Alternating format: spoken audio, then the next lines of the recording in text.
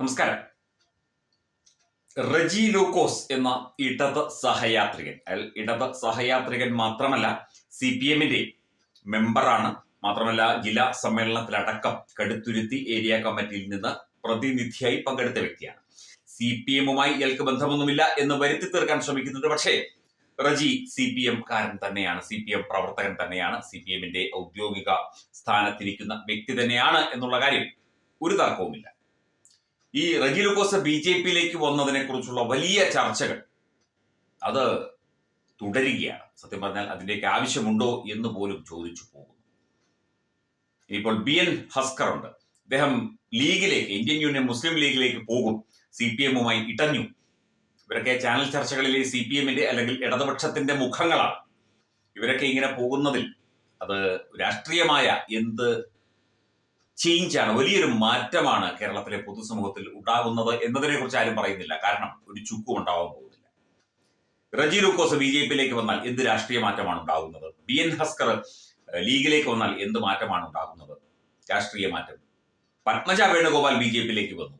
Leader Shri K കരുണാകരന്റെ മകൾ, AK ആന്റണിയുടെ, മുൻ മുഖ്യമന്ത്രി AK ആന്റണിയുടെ മകൻ BJP-യിലേക്ക് വന്നു. എന്ത് രാഷ്ട്രീയ മാറ്റമാണ് ഉണ്ടായത്? കുറച്ച് ദിവസം ചാനലുകളും മാധ്യമങ്ങളും ഒന്ന് ചർച്ച ചെയ്യും, പരിപാടി അത് നിർത്തും.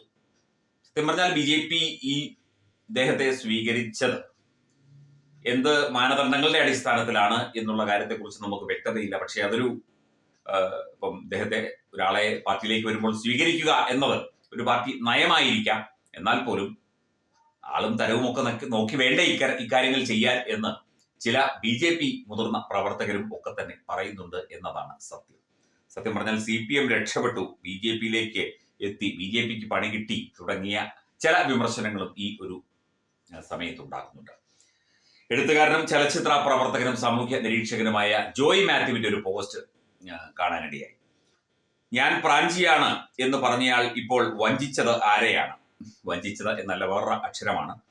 ഭരണത്തിൽ ഉള്ള പാർട്ടിയുടെ മുതലാളിയുടെ മുഖം രക്ഷിക്കാൻ എന്ത് ന്യായീകരണവും നിരത്തുന്നതാണ് പാർട്ടി പ്രവർത്തനം എന്ന് ആത്മാർത്ഥമായി പലരും കരുതിയിരുന്നു.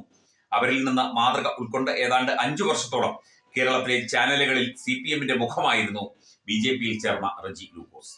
ഇയാളെ പോലെയുള്ളവരും ചാനലിൽ ഇരുന്ന വിമർശനങ്ങളെ നേരിട്ട രീതി കൊണ്ടാണ് കേരളത്തിൽ ഇന്ന് CPM-ന് ഇത്രയധികം ശത്രുക്കൾ ഉണ്ടായത് എന്ന് പറയാം. അതൊരു നിരീക്ഷണമാണ്. ഇങ്ങനെയുള്ള ആളുകൾ കയറി ഒരു അർത്ഥവുമില്ലാതെ അല്ലെങ്കിൽ ഒരു അടിസ്ഥാനവുമില്ലാതെ പല കാര്യങ്ങളും ഇട്ട് മെഴുകി നശിപ്പിച്ച് CPM-നെ സത്യം പറഞ്ഞാൽ ഇല്ലാതെയാക്കുകയാണ് ഇവർ ചെയ്തത്. ഇങ്ങനെ കുറെ എണ്ണമുണ്ട്. ഒരു ഡോക്ടർ പ്രേംകുമാർ എന്ന് പറയുന്ന ഒരുത്തനുണ്ട്. ഇവരൊക്കെ തന്നെ ഇവർക്ക് ഇടതുപക്ഷ ചിന്താഗതി കാണുമായിരിക്കും, അല്ലെങ്കിൽ ഇടതുപക്ഷത്തോടുള്ള ഒരു അഭിനിവേശം കാണുമായിരിക്കും. പക്ഷേ ഇവിടുത്തെ രാഷ്ട്രീയം എന്താണ്, സാമൂഹ്യ അവസ്ഥ എന്താണ്, ഭരണത്തിന്റെ അവസ്ഥ എന്താണ്, ഒന്നുമല്ല. ജനങ്ങളുടെ അവസ്ഥ എന്താണ്, നാടിന്റെ അവസ്ഥ എന്താണ് എന്ന് പോലും മനസ്സിലാക്കാതെയാണ് ഈ ആൾക്കാർ വന്നിരുന്ന് ഇങ്ങനെ മെഴുകിക്കൊണ്ടിരുന്നത്. അതിൽ ഒരാളായിരുന്നു റജി ലൂക്കോസ്. അദ്ദേഹമാണ് ഇപ്പോൾ BJP-യിലേക്ക് വന്നിരിക്കുന്നത്. ഇനി BJP-യിൽ ചേർന്ന് BJP വക്താവാകുമോ എന്നൊന്നും ഇപ്പൊ പറയാൻ പറ്റില്ല. പക്ഷെ അതൊരു BJP-യിലേക്ക് വന്നതുകൊണ്ട് BJP-ക്ക് പ്രത്യേകിച്ച് ഗുണമൊന്നുമില്ല, പക്ഷെ ദോഷമുണ്ട് എന്ന് വേണമെങ്കിൽ നമുക്ക് പറയാം. ഇയാളെ പോലെ ഉള്ളവരും ചാനലിൽ ഇരുന്ന് വിമർശനങ്ങളെ നേരിട്ട രീതി കൊണ്ടാണ് കേരളത്തിൽ ഇന്ന് CPM-ന് ഇത്രയധികം ശത്രുക്കൾ ഉണ്ടായത്.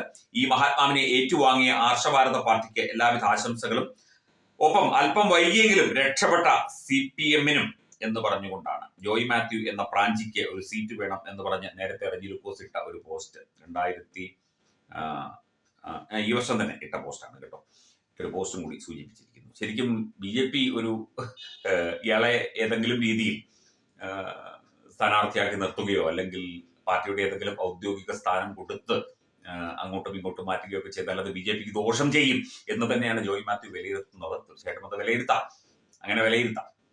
ആര് വന്നാലും നമുക്ക് സ്വീകരിക്കാം, അല്ലെങ്കിൽ ആര് വന്നാലും ഏത് പാർട്ടിക്കും സ്വീകരിക്കാം. ഏത് പാർട്ടിക്കാരനും ഏത് പാർട്ടിയിലേക്കും പോകാൻ, ഒരു പാർട്ടിയിൽ നിന്ന് രാജിവെച്ചോ അല്ലെങ്കിൽ അവരെ പുറത്താക്കിയാൽ ഓടി വന്ന് കയറാം, അതൊക്കെ ശരിയാണ്. പക്ഷേ ജനാധിപത്യ സംവിധാനത്തിൽ മനസാക്ഷി എന്നതും അല്ലെങ്കിൽ അങ്ങനെയുള്ള ചില ചിന്താഗതികളും ഒക്കെ തന്നെ പരിശോധിക്കേണ്ടതുണ്ട് എന്നാണ് പൊതു അഭിപ്രായം. ആയിക്കൊള്ളട്ടെ, റജി ലൂക്കോസ് BJP-യിൽ വന്നതുകൊണ്ട് BJP-ക്ക് ദോഷമുണ്ടാകാതിരിക്കട്ടെ എന്നുകൂടി പറയുന്നു. മാത്രമല്ല CPM രക്ഷപ്പെട്ടൽ, ഇങ്ങനെയുള്ള കുറെ ആളുകളെ എടുത്ത് കളഞ്ഞാൽ തന്നെ CPM എന്ന പാർട്ടി രക്ഷപ്പെടും എന്ന് അഭിപ്രായം പറയുന്നവരുമുണ്ട്.